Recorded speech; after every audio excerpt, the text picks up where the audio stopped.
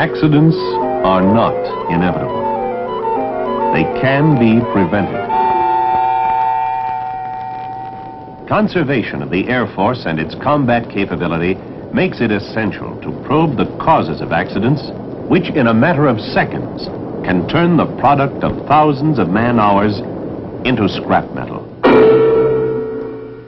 and destroy the hopes, the skills, and the lives of its crews.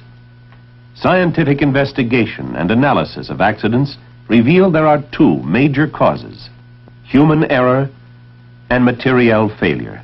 And in the final analysis, even the materiel failures can be traced to human error. Most of these errors are not a result of willful negligence or violation, but of a man's failure to act on what he knows. Sometimes we find these errors begin with the initial requirement for a new piece of equipment, or in the process of creating the design. Although the design may be correct mechanically, it is difficult to anticipate all the possible human ramifications which may affect it. Sometimes we find these failures in the manufacturing process, installation and testing, or in the writing and interpretation of procedures for maintenance, and finally, in operational use. In the early phases, when the equipment is new, the greatest source of error is functional or structural breakdown, materiel failure. In time, as the bugs are taken out of the system, the major cause of accidents becomes human error. It does little good, however, merely to say that an accident is caused by human error unless we explore what error, under what conditions it occurred, who committed it, and why. Human failure occurs in three major areas: communications, human limitations, and supervision. Accidents result first when vital communications break down. Second, when the demands of a situation exceed man's limited physical, physiological, and psychological capacities. Third, when the integrating function of supervision fails. Man seldom works alone, and this brings into focus one of the major sources of human error: communications. Man's great progress and his fantastic development in cultural and social fields, as well as in material achievement, has depended on his ability to convey his ideas to other men. But any communication is difficult, because even a simple object like a tree has many different characteristics. When a man tries to describe it to someone else directly, with words and gestures, he frequently fails.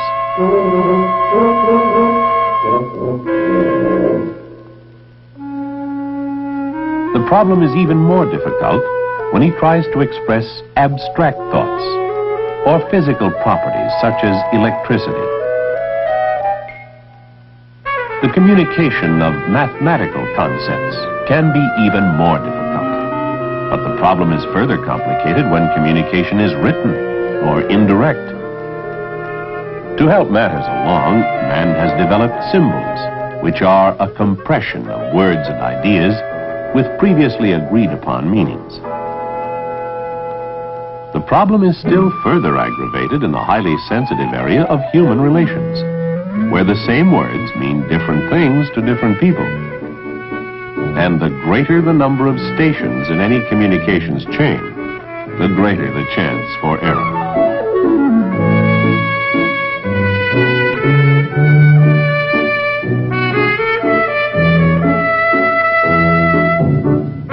If you want your communication to be accurate, check with the source. There have always been tremendous barriers to man-to-man communication. But today, another factor is becoming increasingly important: the communication between man and machine.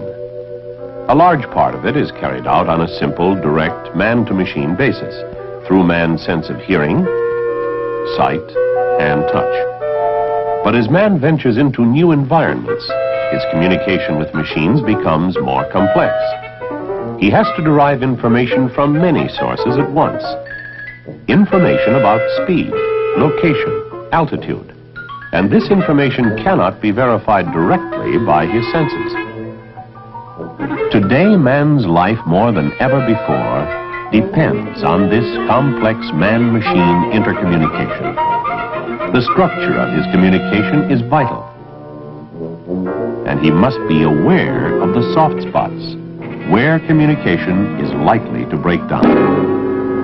For even simple ideas or orders may be misinterpreted due to insufficient information or too much information that overloads the system and exceeds man's limited ability to absorb it. These are simple things, and we are all somewhat aware of them, but unless we clearly understand and accept their implications, they may be the beginning of disaster. Sometimes the failure is due to a lack of sympathy between the sender and the receiver, or a lack of sympathy with the information being received. The receiver unwittingly distorts the meaning of the information because he is emotionally unwilling to accept it. We frequently hear only what we want to hear, as this nursery rhyme demonstrates so well. Old lady, shall we go a-shearing? What did you say, sir? I'm a little hard of hearing. Beautiful lady, oh beautiful lady, I said I love you dearly. Thank you, kind sir. I hear you very clearly. Since man needs information before he acts, the lack of clarity sets the stage for mechanical and human failure. Communication breaks down very fast and very often when it isn't clear, when it's garbled. This garbling can occur in many ways, technically by interference or background noise, through poor enunciation or illegible writing, by not being in the proper form or the right channel. All simple things, human errors that cause the loss of valuable men and machines.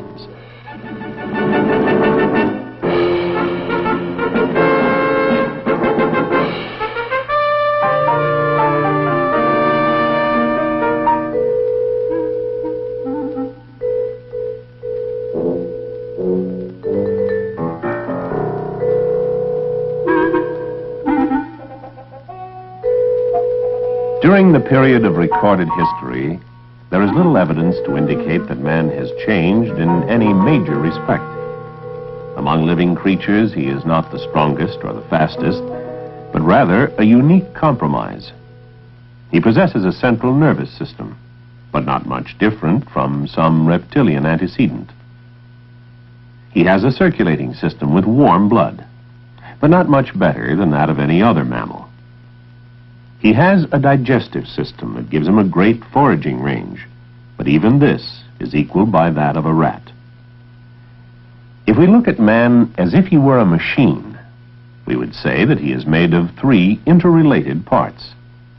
First, he is a physical structure, flexible, light, strong, and functional.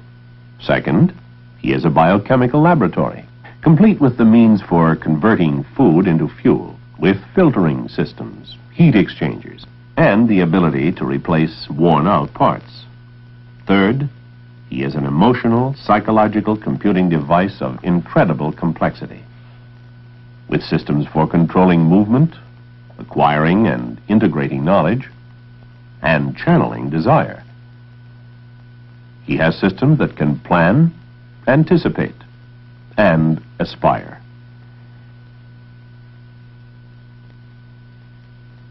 Modern man's aspirations carry him into new and hostile environments. Although technically better prepared, he is the same as he has always been. His mechanical, chemical, and psychological abilities are severely limited. When the demands of the situation exceed these limits, man breaks down. The result, an accident. When we look at man as a physical structure, we see that he has a remarkably strong, light frame, that he is a mechanical system of levers and balances, flexible, resilient.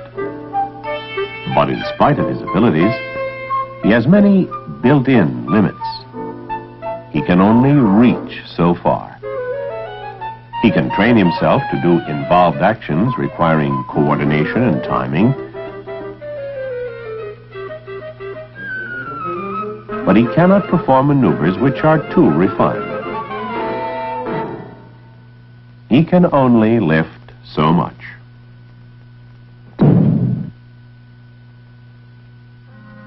He has a precarious sense of balance. With his eyes closed, he has no sensation of acceleration under the rate of 2 degrees per second per second. When his sense of balance is contradicted by other sensory systems, such as by his vision during flight, simple things confuse him.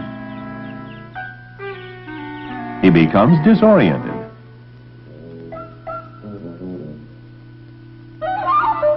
And may get vertigo.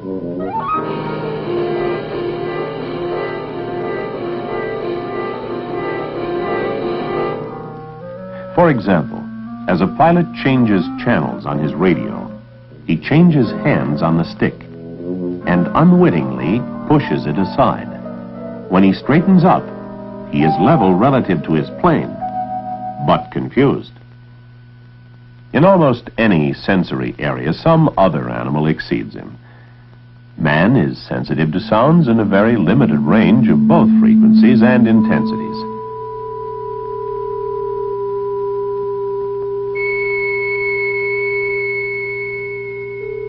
Man's noble companion and best friend hears much higher frequencies, above 20,000 cycles per second.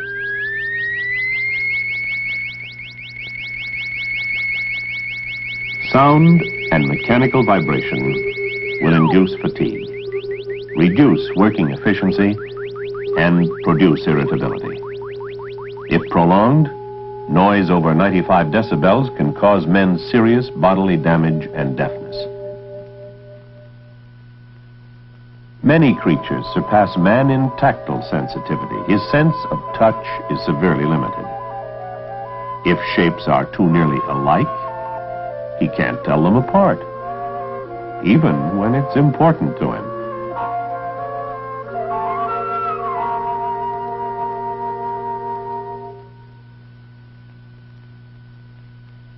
Modern man protects himself against his environment by designing easily handled mechanical equipment to correct for his limitation. But if it gets cold, his tactile sensitivities are dulled, and his hands may become totally useless. As usual, he has a way of coping with the problem. But with gloves, he can hardly rely on touch at all.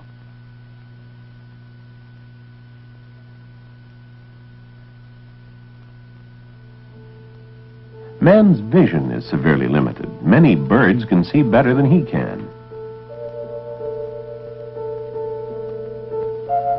Man can only see so far. The size and shape of objects must be easily identifiable to be interpreted. He has problems with color and low levels of illumination. His visual world is full of optical illusions. He brings his own emotional attitudes to what he sees, and this may delude him.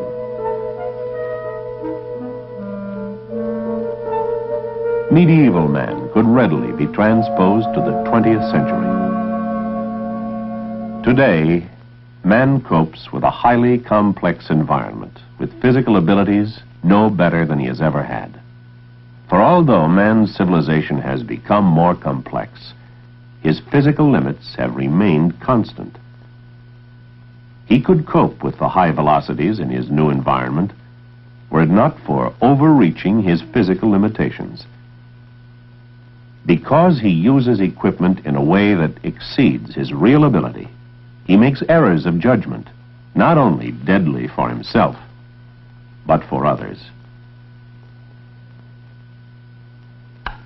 Perhaps the most vital physical limit of man is the fact that he operates in time.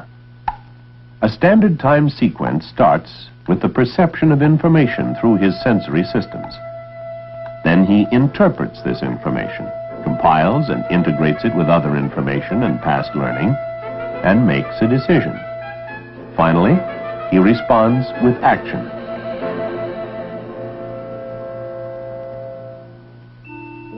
Man is not always aware of this time cycle. For example, when a light stimulus strikes the eye, and from there is transmitted to the brain in the form of a nerve impulse, a measurable lapse of time occurs, as much as 0.3 of a second. Recognition takes still more time, perhaps a half second or more. Then the evaluation, interpretation, and the decision all take more time, about a second. After the decision, his response takes several more tenths of a second. There is also a time lag as the machine responds to the control, and another for the aircraft to deviate from its flight path. If two aircraft were on a collision course at 600 miles per hour, at 4 seconds before the point of collision, these aircraft would be 1.33 miles apart.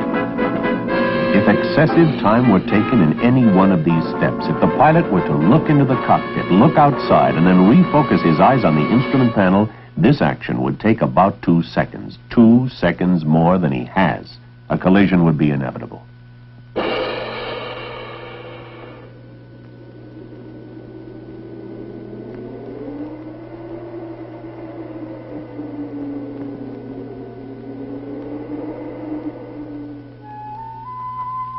Physiological man is a ground animal, and in the early days of the American farmer, he had little reason to think about himself as a biochemical laboratory. He lived in a relatively simple civilization, and most of his needs were met by simple means. He got plenty of sunshine and fresh air. His water was good to drink, and he grew most of his own food. He put in a hard day's work, but he got plenty of rest. Except for periods of illness, when his biochemical laboratory broke down as a result of disease, he lived, at least according to some romantic versions of history, a short but happy life. But man's incredible ingenuity and his insatiable lust for pioneering changed all that. Now there appears to be more automobile exhaust and industrial waste than fresh air. The work is easier, and he gets most of it done sitting down. He has plenty of leisure time, but gets very little rest.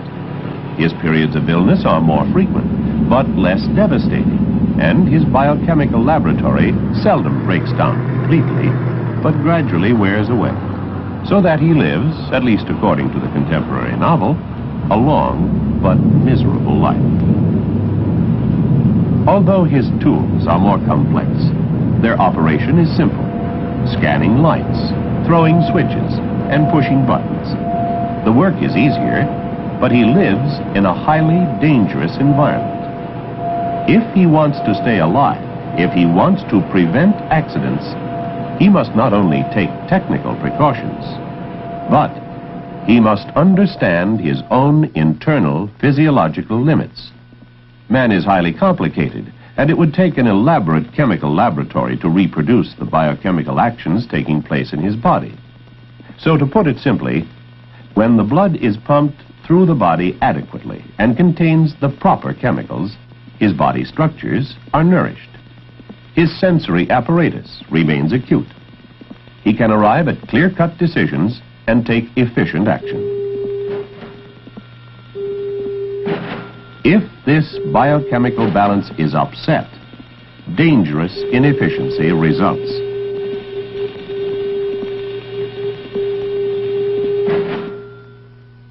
Man's most immediate chemical need is for the oxygen in the atmosphere. Without it, life can be sustained only a matter of minutes.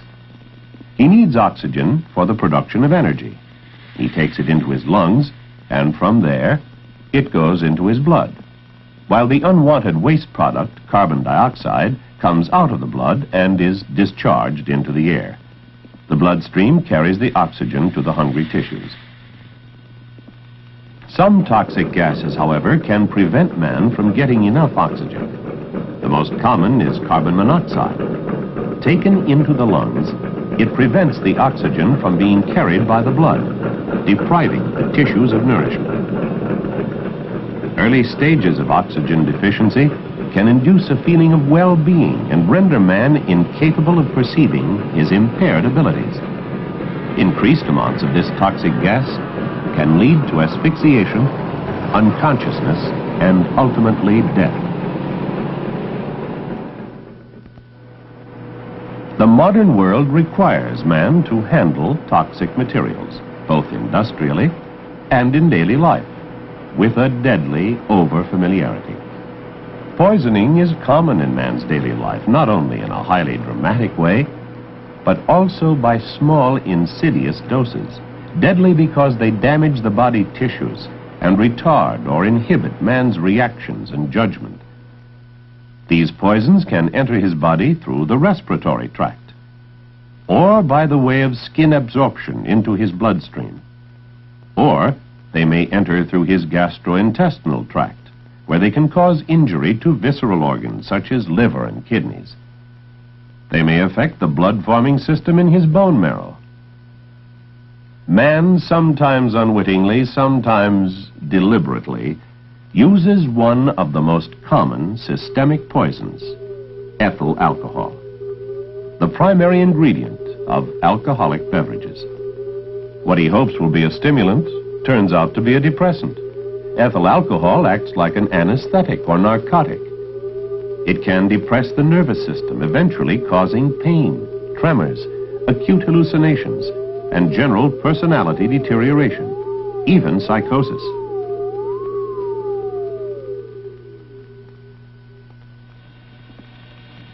Proper nourishment is essential. Without it, the tissues may become dehydrated. Waste products build up in the bloodstream with nothing to displace them. The blood flows like a sluggish stream full of mud and debris, barely moving. This reduces man's efficiency and causes errors in his judgment.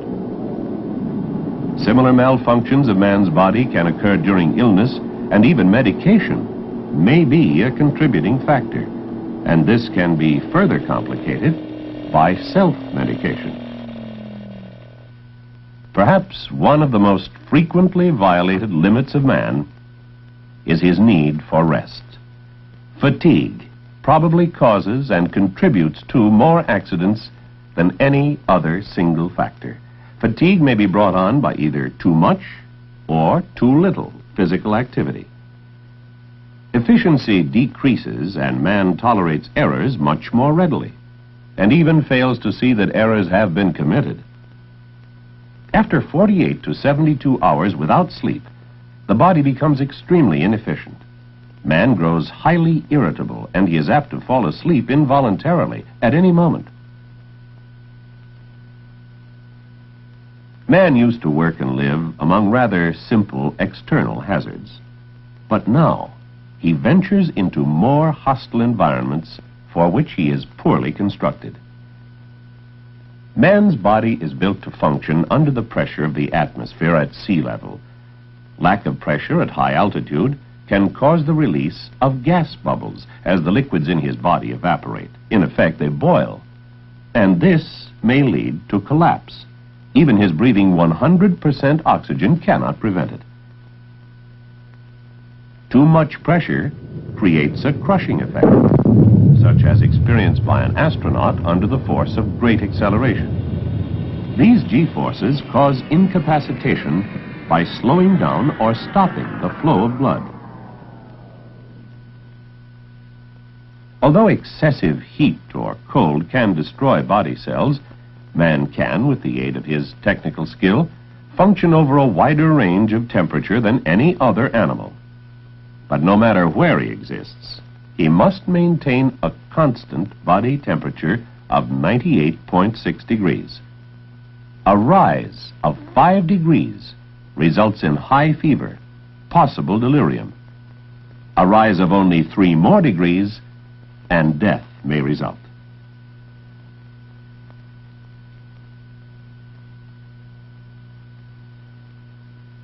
Man travels freely only within very narrow margins of pressure and temperature. He is further limited by his need for fuel, being able to survive about 30 days without food, 3 days without water, and little over 3 minutes without oxygen. It is indeed a small cage within which man lives, confined by pressure, temperature, and fuel limitations. By fantastic technical skill, however, man has succeeded in expanding his living working area into outer space.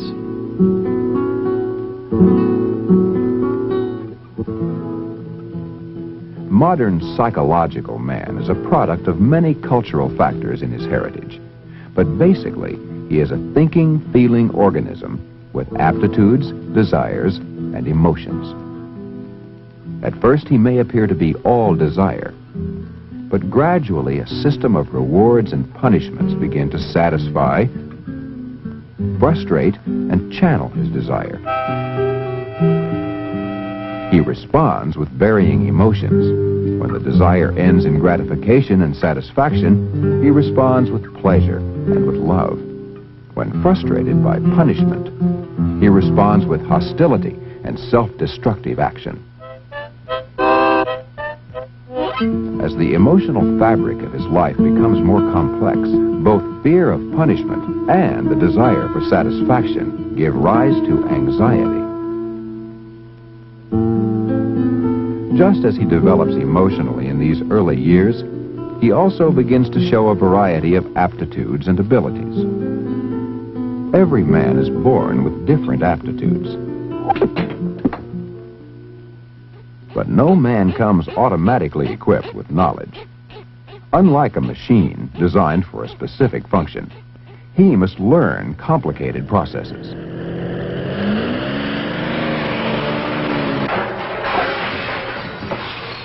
We can't avoid errors during this period, but if we're willing to accept man's psychological limits as applied to learning, we can minimize them.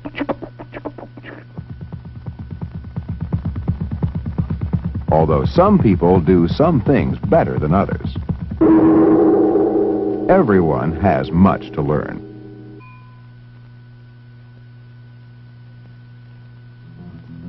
Whether it's physical or intellectual activity, a man can only learn so fast and so much. All learning follows approximately the same pattern. The curve of errors plotted against time is generally so constant it's called the learning curve. With practice, each period of time is marked by a decreasing rate of errors. The curve gradually smooths out at some level of efficiency less than perfection. When learning has reached an acceptable level, man must still practice to retain what he's learned. Learning is a slow process because forgetting is a reality. Man forgets at a measurable rate. Of all the new information received during a given lesson, but not yet thoroughly learned, he generally forgets half in the first 24 hours. After that, he gradually forgets more and more until complete forgetting has apparently taken place. After a long lapse, he must learn all over again. However, when something is learned, some undefined change takes place in the nervous system, so that although learning was difficult, forgetting is also difficult. For instance, in aircraft design, great care must be taken when changing the location of important switches, for habit may now interfere with new learning. In periods of stress, man will frequently revert to the old way. This matter of unlearning is more of a problem as man gets older. Old learning persists, and it takes a stronger stimulus to leave a new impression. But his judgment and reasoning are often better.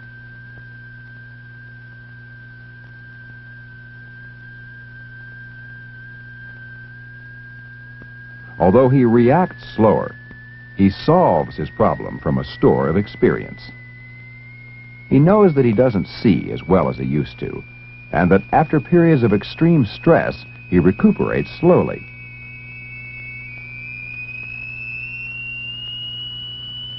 His responsibilities have increased, and he remembers the untimely death of many of his contemporaries. All these factors combine to increase his caution. Then his caution wisely tempers his action and allows him to get more satisfaction from his work. But at any age, the most carefully learned and practiced procedures can be upset by emotional variables.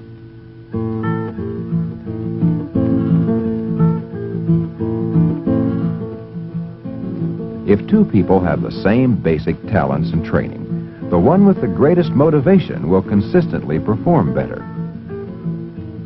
When a man has personal problems, worries, or tensions, they can be expected to interfere with his performance.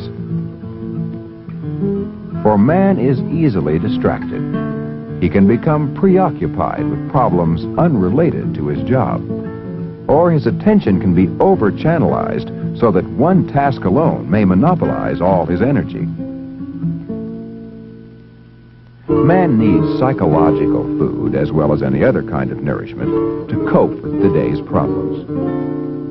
For instance, he needs love, so he frequently suffers from get-home-itis, shortcutting his work to hurry home. Sometimes with disastrous results to his associates and to himself. Casual observation does not reveal man's conflicting emotions or the causes, but man has emotional limits, and these affect his attitude toward his work. With loss of love, he becomes depressed or hostile. With too much love, with overprotection, he becomes too dependent and lacks confidence. He needs some recognition, reward, status. Otherwise, he becomes frustrated, indifferent, or an exhibitionist. But with too much recognition, he can become self-centered and egotistical. He needs restraint. With too little, he may become self-indulgent, careless. With too much restraint, he may become frustrated and uncooperative. He needs challenge or he may get bored. But if the challenges are too great, he may lose confidence and give up. He needs stimulation. With too little, he loses interest. And with too much, he gets confused, saturated. And after periods of stimulation, he needs psychological rest and relaxation. The normal, well-balanced man is a composite of these emotions in varying degrees. But isolate him from all interests and stimuli, as occur in some situations today, and even the well-balanced man will create fantasies. He needs knowledge. Without it, he may develop anxiety and fear of the unknown. But with too much knowledge, he may get over-involved and lose perspective, put too much importance on details. It's most important that he have an accurate picture of himself, a self-concept that's real. When this picture of himself is distorted, when he thinks of himself as more or less than he is in psychological trouble. Sometimes this image of himself is so far from reality that we must say the man is mentally ill. These more extreme cases may result in either excesses of complete withdrawal or in attempts to bolster his image by overconfidence, or by fits of great hostility and rage, or even by self-destructive acts and suicide. Fortunately, these abnormal deficiencies are rare. Most emotional disturbances lead only to inefficiency.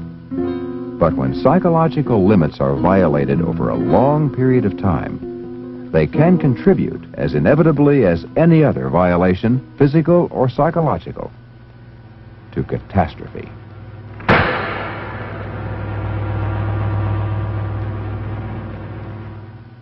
Human errors occur in three broad areas. In communications, when man's interpersonal relations with his environment, with other men and machines, break down. Accidents also occur when the demands of a situation exceed man's physical, physiological, and psychological limits, or when the integrating function, which is supervision, fails. The key to the entire process of decreasing the demands upon the human capability is not only a clear awareness and understanding of the mission, but also controlled supervision at all levels of selection, training, and use. The supervisor has a unique role to play in safety and a unique responsibility. There is a good reason why 95% of the recommendations in accidents are directed toward the supervisor. In the final analysis, no matter how good the equipment or how reliable, no matter how well selected and trained the men, no matter how well aware they may be of their own limitations, no matter how clear-cut the objective of the mission, and no matter how well this objective may be communicated, unless they are all welded together, accidents happen.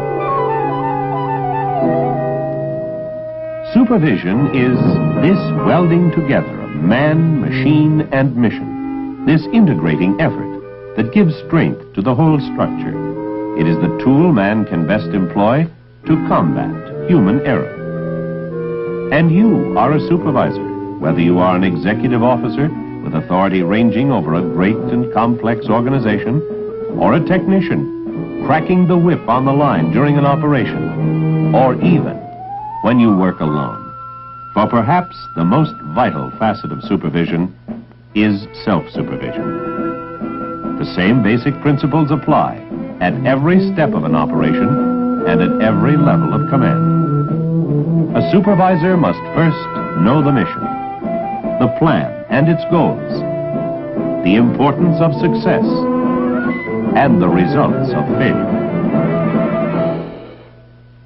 In every instance, he should know as much about the plan as is required, his place in it, and the place of every machine, and of every man working for him. Then he must be sure the details of the plan can be communicated properly, that the channels up and down the chain of command are functioning well.